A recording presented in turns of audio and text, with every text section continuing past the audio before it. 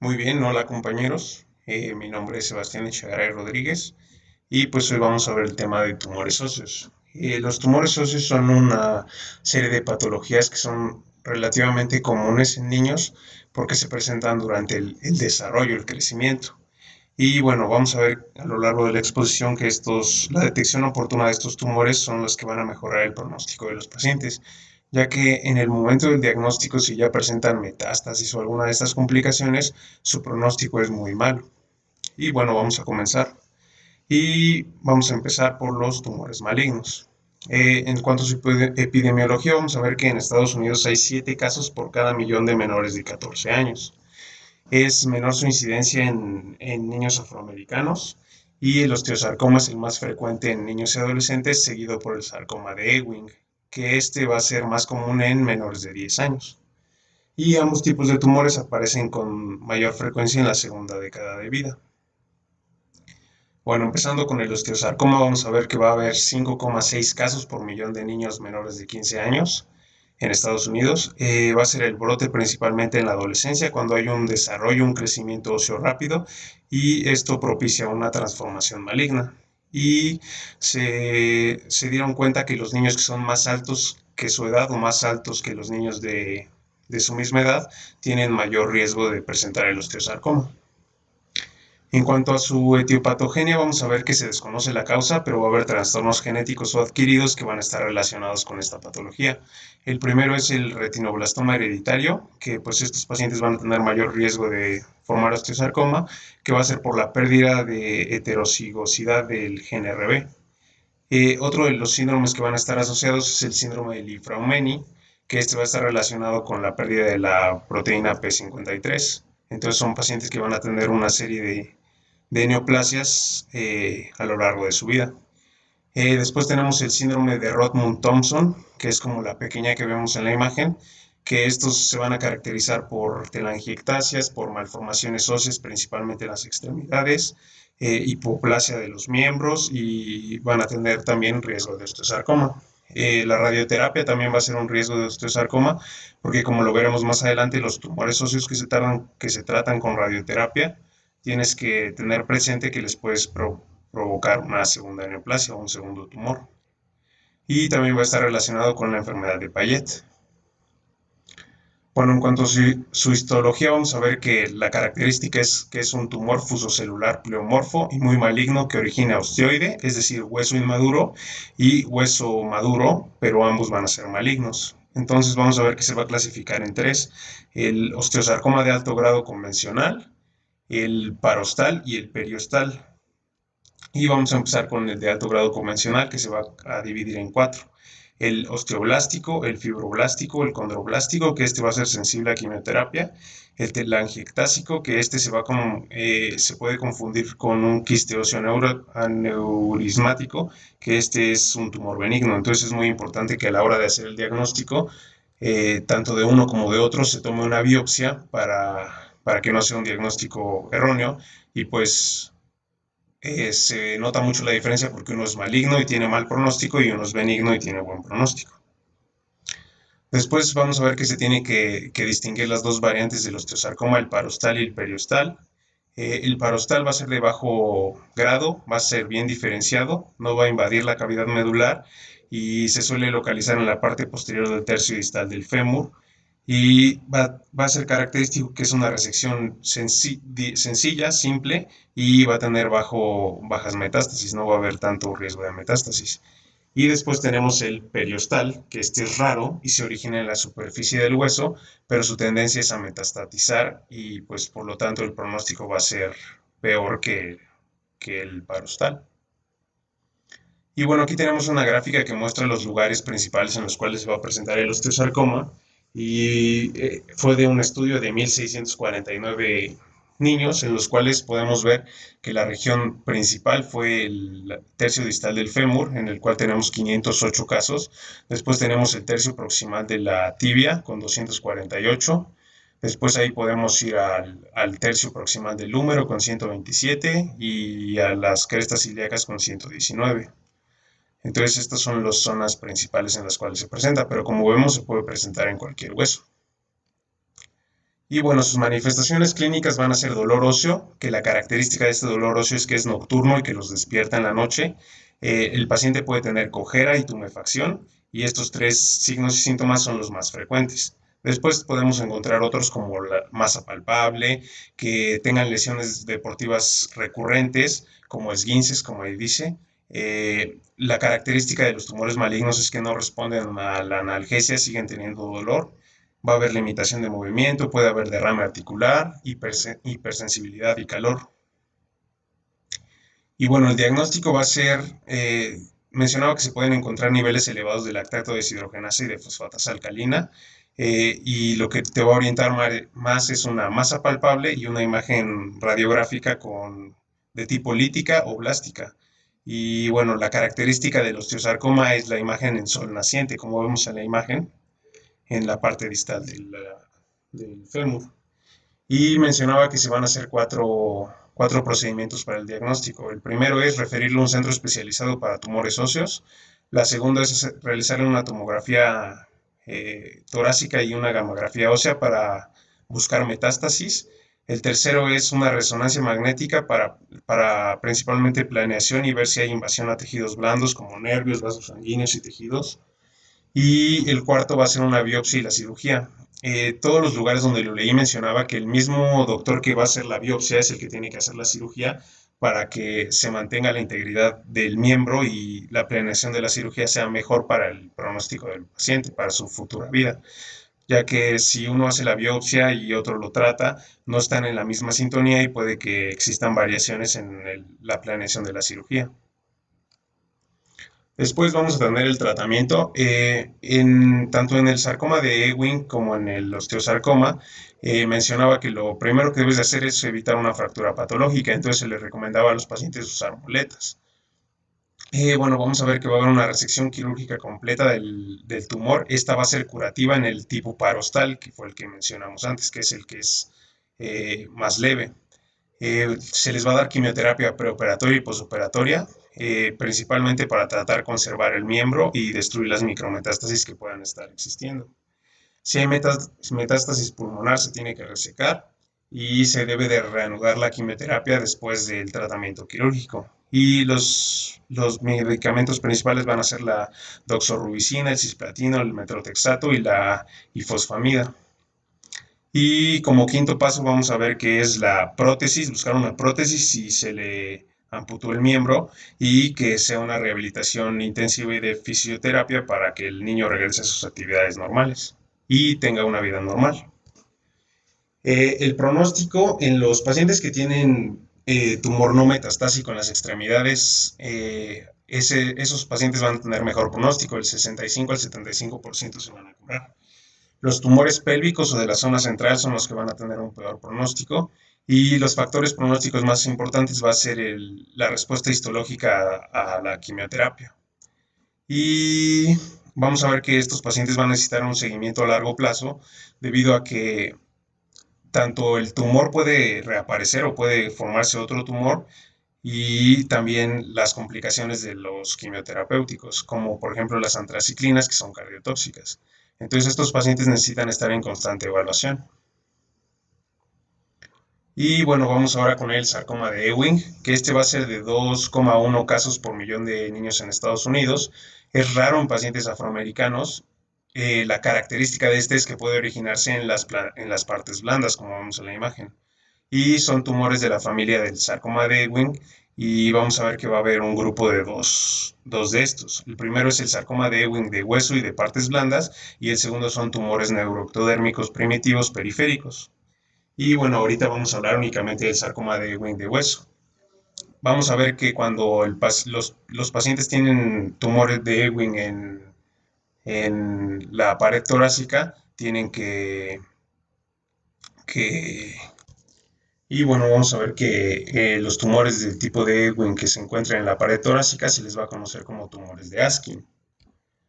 En cuanto a su etiopatogenia, vamos a ver que va a ser una translocación cromosómica 1122, una fusión de genes, el EWSFLI1 o el ESWERG, y estos pueden servir como diagnóstico. y no deben reaccionar frente a antígenos musculares como la desmina y la actina. Y aquí tenemos otra imagen como la que se presentaba en el osteosarcoma, en la cual vamos a ver los lugares principales en los que se presenta. Aquí hay una variación más homogénea de todas las presentaciones, a diferencia de en el osteosarcoma, que sí veíamos una diferencia mayor. Y aquí vamos a ver que los principales lugares son igual en los huesos largos, principalmente húmero, fémur, pero aquí vemos que también hay en la pared torácica. Y bueno, las manifestaciones clínicas van a ser parecidos a los osteosarcomas. Van a tener dolor, tumefacción, limitación de la movilidad, va a haber hipersensibilidad en el hueso y en los tejidos blandos. Y vamos a ver que en el caso de que lo tengan en la zona torácica van a presentarse con dificultad respiratoria. En el caso de que lo tengan en las vértebras puede haber una compresión medular y pueden tener síntomas neurológicos. Y puede haber manifestaciones sistémicas como fiebre o pérdida de peso, lo que lo puede confundir con una osteomelitis. Y bueno, en cuanto a su diagnóstico, vamos a ver que es una lesión ósea primaria lítica con reacción perióstica, como lo vemos en la imagen. La imagen de la izquierda es una radiografía y la de la derecha es una resonancia magnética, que ahí podemos ver la clara invasión a tejidos blandos. La característica va a ser que va a ser en capas de cebolla.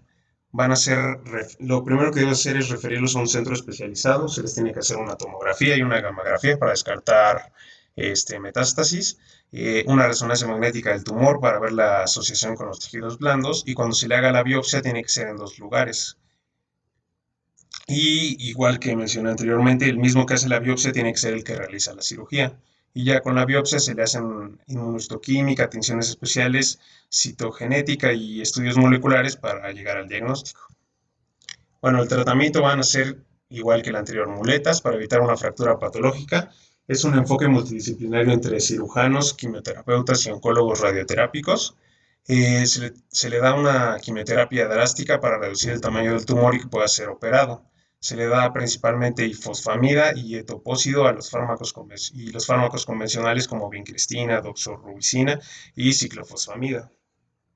Vamos a ver que los tumores de Ewing van a ser radiosensibles y por lo tanto van a responder a la radioterapia, pero el riesgo es que pueden formar segundos tumores y se les realiza cirugía en caso de necesitarla.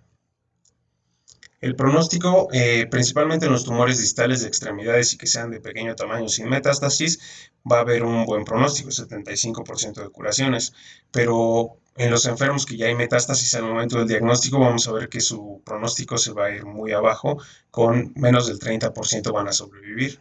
Y estos pacientes, al igual que en el osteosarcoma, van a necesitar un seguimiento a largo plazo, ya que en los 10 años a 10 años después pueden tener recaídas y igual por los quimioterápicos pueden tener complicaciones como cardiotoxicidad.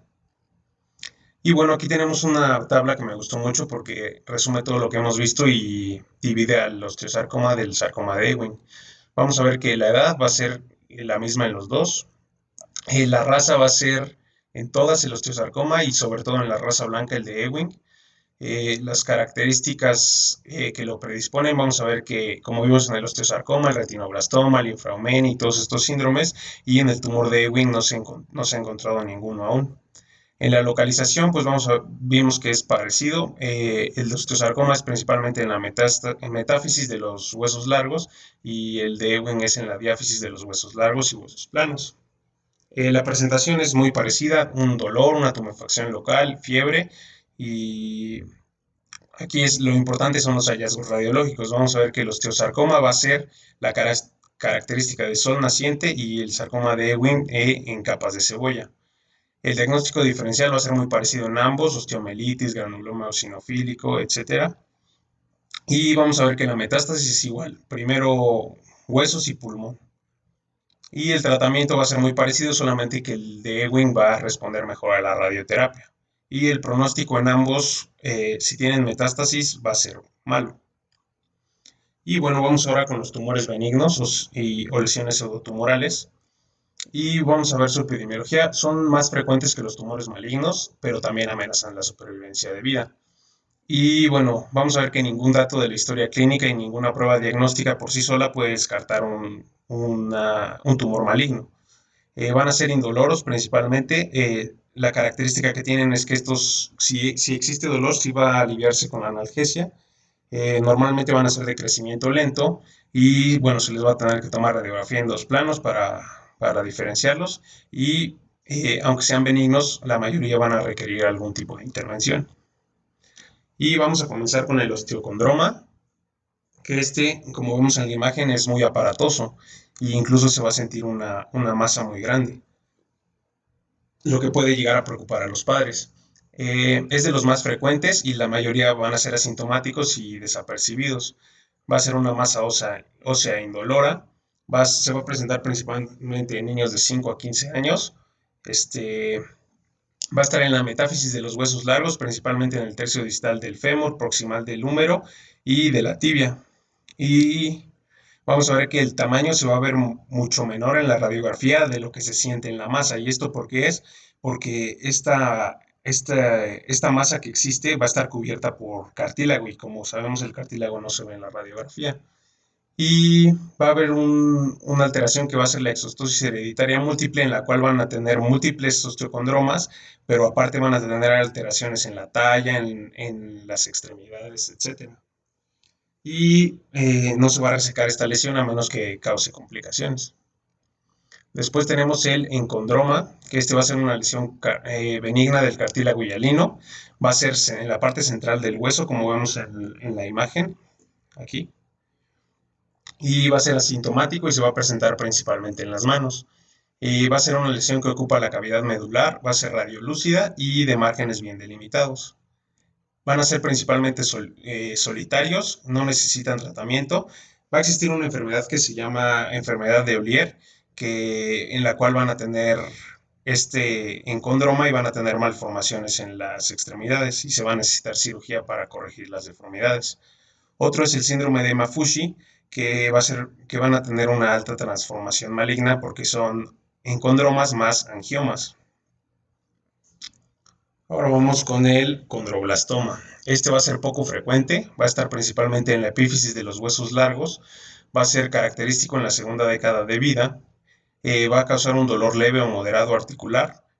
La característica es que como está en las epífisis va a causar dolor articular.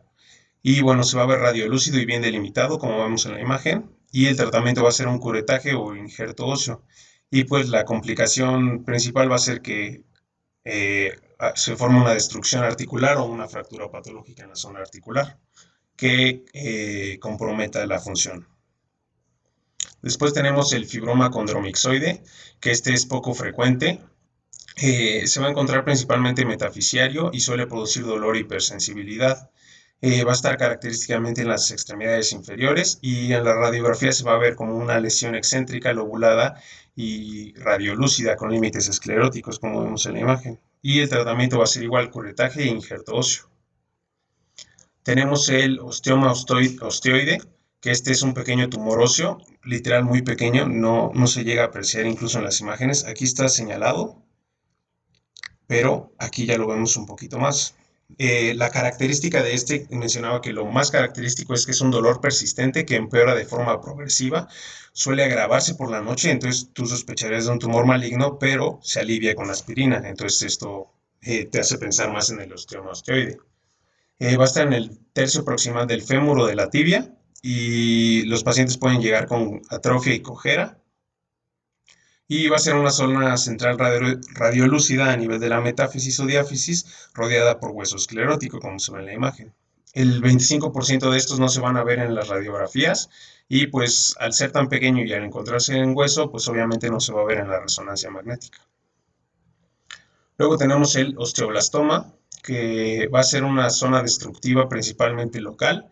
La característica es que se va a encontrar en las vértebras, va a tener un dolor urente o un dolor muy fuerte. Eh, Al estar en la zona de las vértebras va a producir síntomas neurológicos.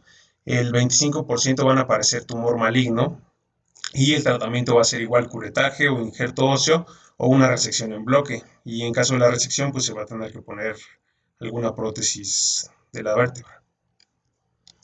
Después tenemos el fibroma, que también es conocido como fibroma no osificante o defecto fibroso cortical o defecto fibroso metafisiario. Y bueno, este va a ser principalmente una lesión fibrosa ósea que va a afectar al 40% de los niños mayores de 2 años. Principalmente va a ser asintomática, va a ir de la parte cortical a la parte medular, el 50% van a ser bilaterales y van a tener una regresión espontánea. Después tenemos los quistes óseos uniloculares, que estos van a presentarse a cualquier edad, es raro en menores de 3 años, se desconoce la causa, son asintomáticos hasta que sucede una fractura patológica y van a presentarse principalmente en la parte proximal del húmero y del fémur. Y se tratan con una inyección de metilprednisolona algunos tienen solución espontánea. Ahora vamos con el quiste óseo aneurismático, que este es el que se confunde con el osteosarcoma, con el de Ewing. Y va a ser una lesión ósea reactiva. Va a ser característico que es en menores de 20 años. Va a haber espacios cavernosos rellenos de sangre y con agregados sólidos de tejido. Se va a presentar en fémur, tibia o vértebras. Va a haber dolor y tumefacción. Va a ser una lesión excéntrica y destructiva de la metáfisis rodeada de un reborde de hueso esclerótico, como vemos en la imagen. Y vamos a ver que se va a limitar principalmente a un solo hueso y pues el tratamiento va a ser quirúrgico igual. Y como tiene diagnóstico diferencial, se tiene que hacer una biopsia para confirmar si es benigno o maligno.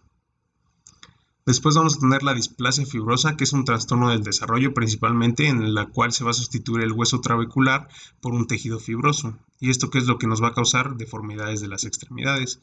Vamos a ver que es poliostótica, que es decir que hay varias lesiones. Van a ser pacientes que van a estar asintomáticos. En el caso de que se presente en el cráneo, vamos a ver que se puede formar una tumefacción y puede causar incluso exoftalmos. Vamos a ver que va a causar desigualdad en la longitud e incurvación de los miembros. Va a existir un síndrome que es el síndrome de Albright, que va a tener displasia fibrosa, pubertad precoz y pigmentación cutánea. Y va a haber una lesión expansiva, se va a ver como una lesión expansiva en vidrio esmerilado o lítica. Y estos pacientes van a necesitar observación y cirugía correctiva de las desigualdades de los miembros. Después tenemos la displasia osteofibrosa, que esta va a ser en pacientes de 1 a 10 años. La característica es que se va a encontrar en la tibia. Va a ser una tumefacción abombada en la parte anterior. Es poco probable que sean mayores de 10 años. Es una lesión lúcida, solitarias o múltiples en la cortical de la diáfisis.